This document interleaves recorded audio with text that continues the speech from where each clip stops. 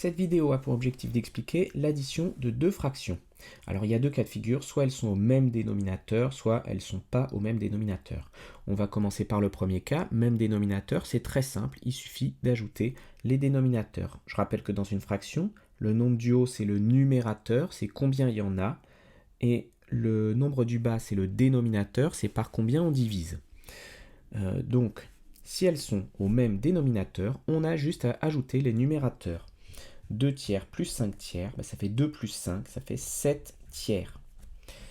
1 septième plus 5 septièmes, 5 plus 1 ça fait 6, donc ça fait 6 septièmes. Et 1 quart plus 3 quarts, 1 plus 3 ça fait 4, donc ça fait 4 quarts.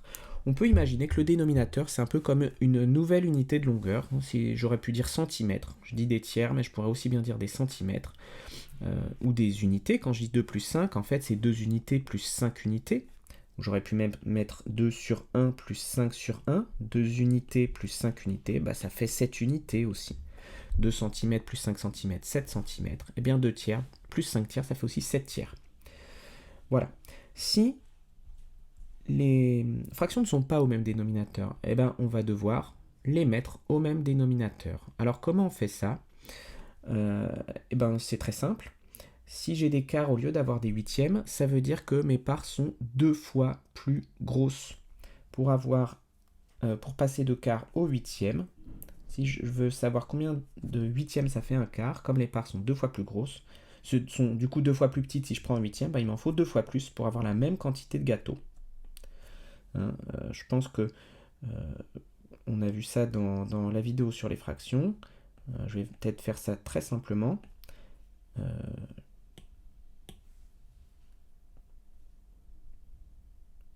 Non, je vais pas faire ça comme ça.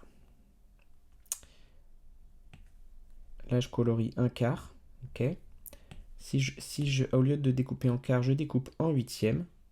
Comme c'est des parts 2 fois plus petites, au lieu d'en avoir une, j'en ai 2.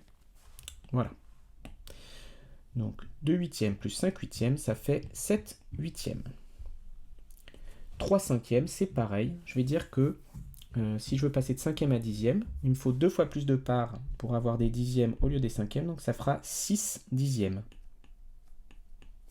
Donc au total, 6 dixièmes plus 9 dixièmes, 15 dixièmes. Ici, 1 tiers plus 4 sixièmes. Je peux faire la même chose, je peux dire que c'est 2 sixièmes plus 4 sixièmes, ce qui fait 6 sixièmes. Mais évidemment, j'aurais pu aussi, là ce que je vois, c'est que mes 4 sixièmes, j'aurais pu les écrire autrement, puisque si j'ai 4 parts quand j'en fais 6, c'est la même chose que d'avoir 2 parts quand j'en fais 3. Je fais un beau rond.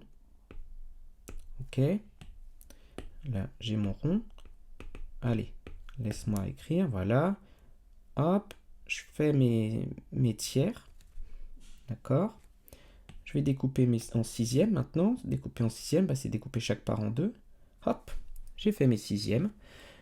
Si je dessine 4 sixièmes, 1, 2, 3, 4, comme ça, hop, voilà, 4 sixièmes, je vois bien que j'ai colorié en fait 2 tiers. Voilà. Alors ça veut dire que ça se traduit comment ? 1 tiers plus 4 sixièmes. J'aurais pu aussi l'écrire 1 tiers plus 2 tiers, soit 3 tiers. 3 tiers et 6 sixièmes, c'est en fait la même quantité. Là, dans mes exemples, à chaque fois, j'ai multiplié par 2. J'aurais pu multiplier par 3 aussi. 3 cinquièmes, si je veux en 15e, il me faut 3 fois plus de parts. Ça m'en fait 9. Plus 7 quinzièmes. Et ça fait donc 16 quinzièmes. Et voilà.